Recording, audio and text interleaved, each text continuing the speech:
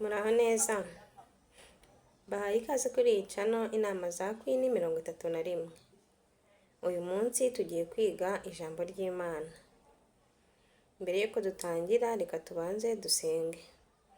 Turagushimye Uhoraho Mana yacu, waturinze ni kubw'impuhwe zawe. Muri aka kanya tugiye gufata akanya turebe ijambo ryawe icyo ritubwira. Rubane natwe, yaba ngiye kuvuga umvugishe, umvugiremo, yaba n'abari buryumve, ni ukuri ndakwingize kugira ngo ribashe kugera aho ribakura, rigere n'ahandi ribageza. Rubane natwe mu minota yose tugiye gukoresha, kubw'impuhwe zawe, mu izina rya Yesu, amen. Umutwe w'ijambo tugiye kwigana muri aka kanya uravuga ngo tugirirane imbabazi, tubabarirane. Reka tudatinze, nshaka kuzajya mbigisha amasomo abiri niyo yaba ari abiri yo muri Bibiliya, ariko nibura ugire icyo ukuramo. Ntabwo nzajya mbarambira, nzajya mbakorera akavidewo gatoya, niba ari akavuga ku ijambo ry'Imana ubashe kukumva ukarangize, kugira ngo kagire icyo kagufasha mu buzima. Reka niba uri hafi cyangwa se niba utari na hafi ya Bibiliya, ndajya ngusomera ariko wumve icyo Bibiliya itubwira ku mbabazi. Reka turebe mu Befeso igice cyaho cya 4 umurongo wa 32. Mu Befeso igice cya 4 umurongo wa 32 haratubwira ngo mugirirane neza, mugirirane imbabazi, mubabarirane ibyaha nk'uko Imana yabababariye muri Kristo. Reka dusubiremo. Abefeso igice cya 4 umurongo wa 32. Mugirirane neza, mugirirane imbabazi, mubabarirane ibyaha nk'uko Imana yabababariye muri Kristo. Iri jambo riratubwira ngo tubabarirane, tugirirane imbabazi nk'uko Imana yatubabariye muri Kristo. Ni ukuri tutababarirwa, ubu ntabwo tuba turaha kuri iyi si. Ni imbabazi twagiriwe. Natwe rero tubabarirane, tugirirane imbabazi kuri bagenzi bacu. Ni ukuri inshuti zanjye, reka buriya mbabwire, kubabarira umuntu si ukumubabarira.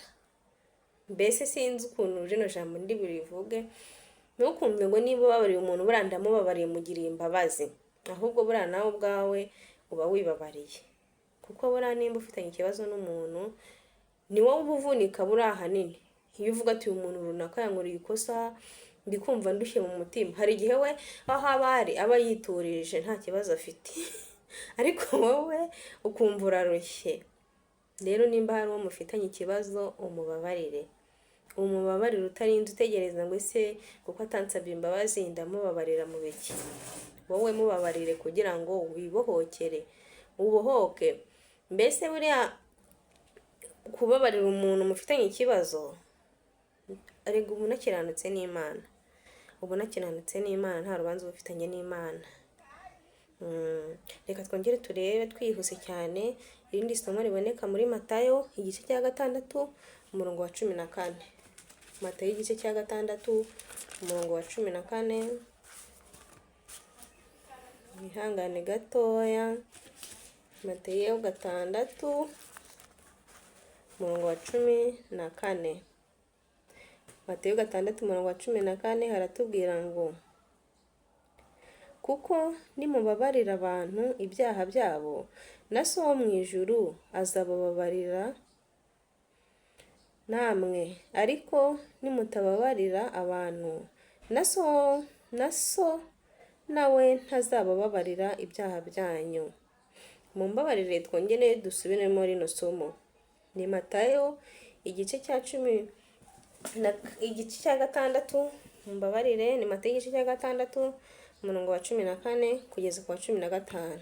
Haravuga ngo kuko nimubabarira abantu ibyaha byabo, na So wo mu ijuru azabababarira namwe. Ariko nimutababarira abantu, na so nawe ntazabababarira ibyaha byanyu. Nitutababarira bagenzi bacu, na Data wo mu ijuru ntazatubabarira ibyaha byacu. data wo mu ijuru nawe ntazabasha kutubabarira ibyaha byacu mu gihe tutari twabasha kubabarira bagenzi bacu. Reka rero inshuti zanjye twihuse twongere turebe irindi somo riboneka muri Mariko igice cyaho cya 11 umurongo wa 25. Naho haratubwira ngo kandi nimuhagarara musenga hakaba hari umuntu wabagiriye nabi, mumubabarire kugira ngo so no mu ijuru nawe abababarire. Turi kumvikana kuri iri somo ngo kandi nimuhagarara musenga hakaba hari umuntu wabagiriye nabi, mumubabarire kugira ngo so wo mu ijuru nawe abababarire. Bibiliya iratubwiye ngo mu gihe ufitanye ikibazo n'umuntu ukaba utabashije kumubabarira, buriya niyo wahagarara usenga na so wo mu ijuru ntaba kumva. Mbere yo kugenda ngo tujye imbere y'Imana twature, ugende wature ngo Mana ibi banza ukemure ibibazo na mugenzi wawe, umubabarire hasigaye uze ujye imbere y'Imana ukiranutse nta rubanza mufitanye. Nshuti yanjye reka ngo sabe muri aka kanya, niba hari umuntu ufitanye ikibazo nawe ni ukuri bohore, wowe ubwawe bohore umubabarire mu rwego rwo kubohora umutima wawe. Buri umutima wawe ububoshye mubabarire, utitaye ngo se yansabye imbabazi cyangwa ntiyazinsabye, mubabarire ndakwinginze. Rero ndabona ntakwirirwa mbatindira, ndakwinginze nubona iyi video ukore subscribe. Hano tuzajya duvuga ku byigisho byo muri Bibiliya, ijambo ry'Imana, dusome imirongo 2 cyangwa 3, ubundi tuvuge no ku muryango famille. Nizeye ko tuzabana neza, ndabasabye nanjye mumbabarire mukore subscribe. Nshuti zanjye gukora subscribe biragoye, nuko ntabwo bigoye.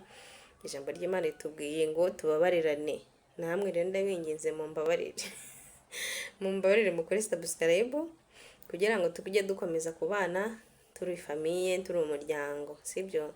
Nimba ubonye video yanjye kandaho aho hasi muri iryo bara ry'umukara, ukandeho kugira ngo tujye tubana buri munsi.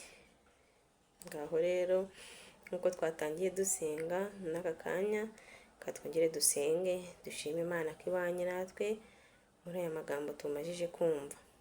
Nzi yuko wasanga hari umwe ufitanye ikibazo, wicara uvuga ati sinzapfa mubabariye runaka yankoreye iki, ariko mu buzima bwanjye sinzapfa mubabariye. Ndakwinginze mubabarire. Nzi ko biragoye kuba wababarira umuntu, noneho buriya hari n'abantu baba bafitanye ibibazo n'abantu, ugasanga umuntu yaguhemukiye, ariko kugira ngo azagusabe imbabazi biragoye pe, akaba ari aho yiturije wagira ngo nta cyabaye. Ni ukuri wowe bohora umutima wawe umubabarire. Hari n'abandi baba bagiranye ibibazo, umwe akaba afite ubushake bwo kujya gusaba imbabazi ku ikosa yakoze, none kugira ngo nawe azagusaba imbabazi uzimuhe nabwo bikaba ari ikibazo. Ni ukuri babarira ubohora umutima wawe. Hari igihe umuntu agukorera ikosa rwose ukabona ko bigoye pe kuba warimubabarira, ukabona bigoye ku buryo unavuga ati nzapfa nakubabariye. Ariko ni ukuri ibyo bintu si byiza, uzahora ubyibuka mu mutima wawe. Ariko wowe niba wagize ubwo bushake bwo kuza gusanga akusaba imbabazi, wowe ukabyanga ukanga kumubabarira, burya ni ukuri usigara ari wowe uvunika, ni wowe usigara uvunika mu mutima wawe. Ariko iyo umubabariye uraruhuka nawe akaruhuka, ubuzima bugakomeza. Kandi ni ukuri gutanga imbabazi nta kiguzi bisaba. Ariko se ubundi imbabazi, ubundi urugero umuntu agukoreye ikosa, niba agukoreye ikosa nutamubabarira iryo kosa n'ubundi ntiriri bwongere riveho, ntiriri buveho. icyiza rero mubabarire kuko hari umuntu ugukorera ikintu kitakongera ngo gisubire inyuma mbese. Ntabwo biri busubire inyuma. Ubwo rero n'umundi mubabarire, mwongere mubane amahoro. Inshuti zanjye, mubane amahoro, mubabarirane. Biragoye ariko nzi yuko hamwe n'Imana bikunda. Senga usaba Imana kugira ngo ibashe kuguhereza umutima w'imbabazi wo gutanga imbabazi. Senga, Imana nta kiyinanira. Reka dusoreze hano rero inshuti zanjye, simbarambire. Reka twongere dushime Imana ubundi dusoze. Wabanye natwe data, ni ukuri wamvugishije kandi nawe nabwiye wabumvishije. Wagize neza, komeza kuduha umwuka wo gukomeza guhumeka. Ni ukuri kubabarira biragoye ariko wowe uri Imana nta kikunanira. Ndakwinginze kugira ngo dushyiremo imitima y'imbabazi yo gutanga imbabazi yo kubabarirana.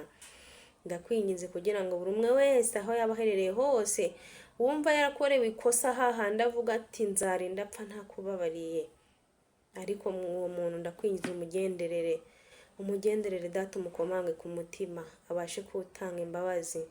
Tanga imbabazi biruhura umutima. Uwo muntu ararushye cyane, umutima urababara kubera kutabasha gutanga imbabazi. Ndakwinginze komange ku mutima we, umuhe umutima w'imbabazi. Ngaho rero Mana, komeza ubane natwe, buri umwe wese ahari ukomeze umufashe mu byo ari gukora, umuhe guhirwa. Ubane natwe muri byose, tubisabye twizeye mu izina rya Yesu Kristo, urakoze. Amen. Mwakoze kubana nanjye inshuti zanjye, duhura ubutaha. Imana ikomeze ibahe guhirwa aho muri hose. Imana ikomeze ibahereze umutima w'imbabazi kandi ihire imirimo y'amaboko yanyu. Ndabakunda cyane, dusubire ubutaha. Ciao ciao.